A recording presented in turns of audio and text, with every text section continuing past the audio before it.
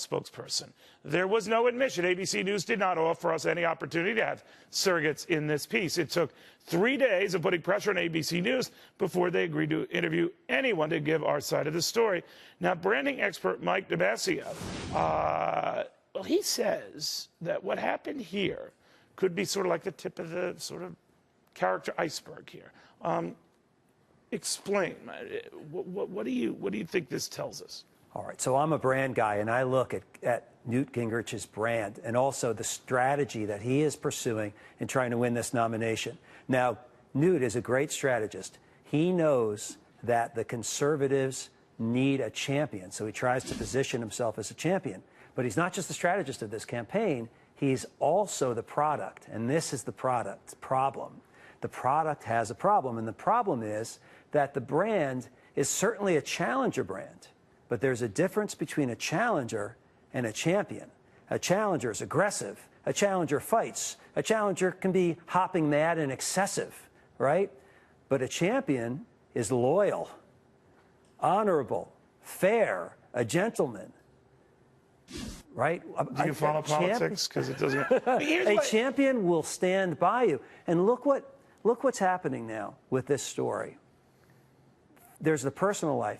By the way, go to Politico.com right now. The most popular story is this story. The most popular. The most discussed are all the political stories. So political folks don't necessarily want to talk about the personal, but people are interested because it connects at the brand level. Well, it also goes back to I always think in the case of people who are very gifted, he's very gifted as a speaker and a debater, but usually your greatest gift can also be your greatest weakness. And I remember the boxer Mike Tyson.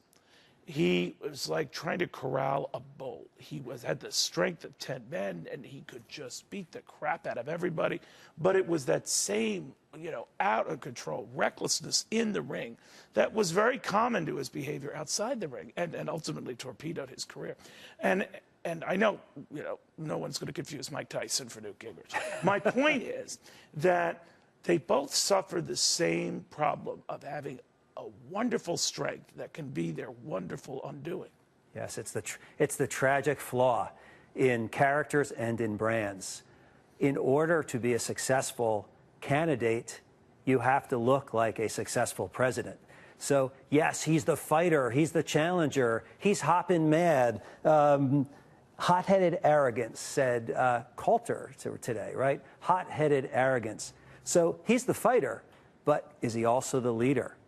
But aren't people in the mood? Isn't his selling point, you need that right now? You need to, take prisoners and just bang up the China shop kind of guy right now.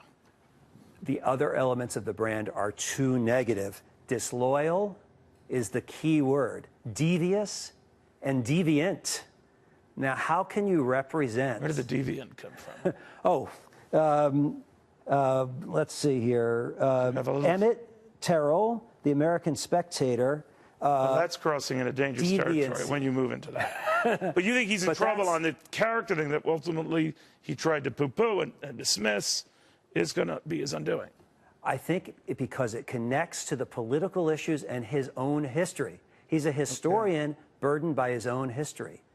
And what they're saying is history of disloyalty. To Reagan, that's another very big story today. Right. He criticized Reagan, and he was disloyal. That's what they're saying. Yeah, even Bob Dole came out on that. All right.